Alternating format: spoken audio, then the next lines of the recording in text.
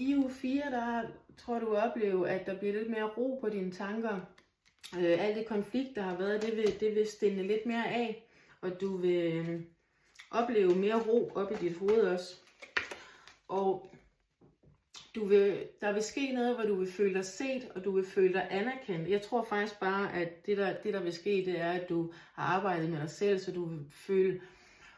Det er også det der, når man står op for sig selv, jamen, så giver det en sejr til sig selv, og man føler sig anerkendt og set af sig selv. Og du er simpelthen klar til at starte et nyt kapitel i dit liv, at skæbnehjulet kører videre. At alt det, du har slås med, alt det, der ligger i bagagen, alt det, du har sået og så videre, det er klar til at begynde at starte. Men du har brug for at stadig. Du har brug for at lægge nogle af lidt af alle de der idéer på hylden, som du har. Ikke fordi, at det ikke er noget, der skal føres ud i livet. Det skal bare ikke være lige nu. Fordi lige nu, der skal du arbejde med dig selv. Og virkelig finde ud af, hvad der opfylder dig følelsesmæssigt. Og gør dig glad.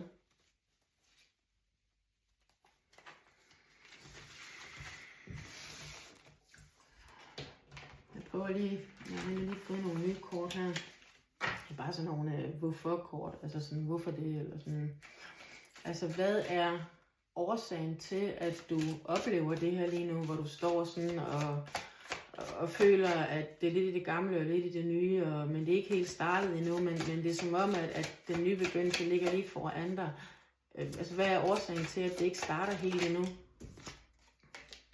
To help you discover your true potential. Ja, altså gå ind i dig selv igen og mærk efter ind i dig selv og opdage dit fulde potentiale og alt det du er værd, alt det du har at byde på. Og det er igen det der, fylde dig selv op med kærlighed og selvværd, har jeg også lyst til at sige. Det var bare lidt sjovt nogle gange lige at have sådan en her med. Så det er altså det januar kommer til at handle meget om for dig. Og fylde dig selv op med kærlighed. Ro, hvile, mærk ind i dig selv. Sluk dit hoved. Det skal du virkelig arbejde rigtig meget på. Jordforbindelse skal du have. Jeg tror, at du.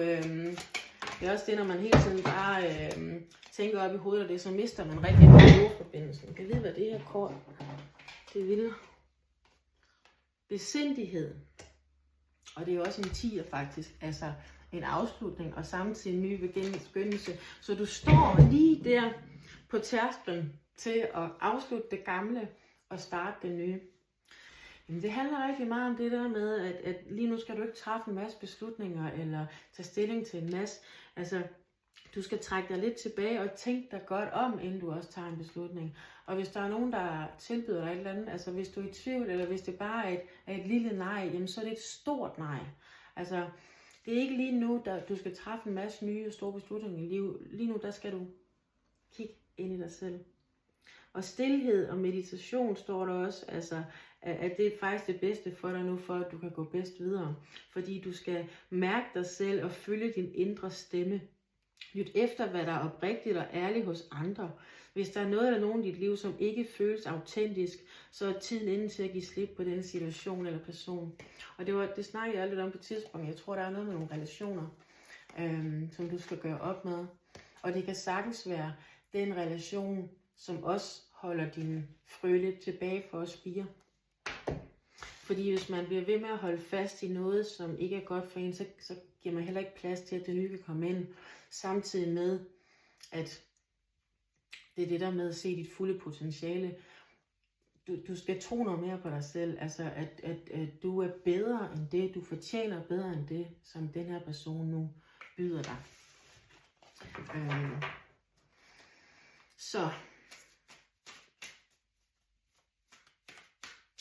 Så hvis du nu arbejder med alt det her, går ind i dig selv, virkelig har,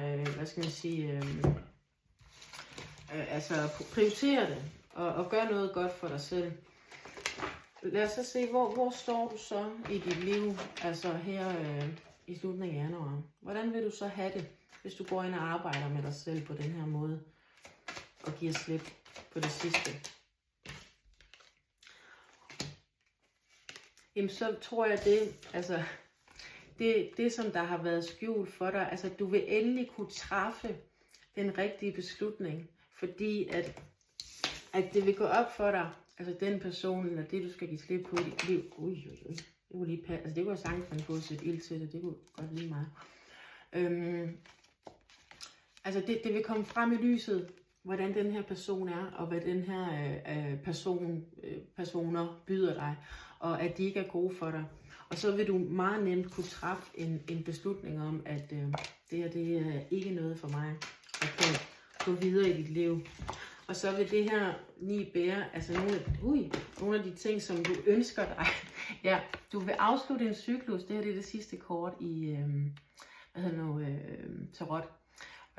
Så du vil simpelthen afslutte en cyklus i dit liv, så at du vil føle dig meget mere følelsesmæssigt opfyldt. Og det her det handler faktisk også om ønsker, man ønsker sig kan gå i opfyldelse. Men det her det betyder i hvert fald, at du har det rigtig dejligt med dig selv, og kan endelig lægge alt det bag dig, som du har kæmpet med, og prøve at lægge bag dig. Og det er nok højst sandsynligt det, der gør, at din frø ikke spirer helt endnu, fordi at der er stadig lidt, du holder fast i, som ikke er godt for dig, samtidig med, at du skal give dig selv noget mere omsorg og kærlighed, og fylde dit eget følelsesmæssige bære op, så du står stærkt i dig selv. Ja. Jeg tror, det var det for den her gang, og så håber jeg, at du får en rigtig dejlig januar, og når der kommer følelser op, som ikke er rare og sådan noget, vær i dem, giv dig selv lov til det, din krop beder dig om. Hvis din krop har brug for at græde, hvis den har brug for at hvile sig, så er det det, du skal. Du skal lytte efter til din krop. Jo hurtigere du begynder at lytte til dig selv og til din egen krop, jo hurtigere vil din frø begynde at vokse.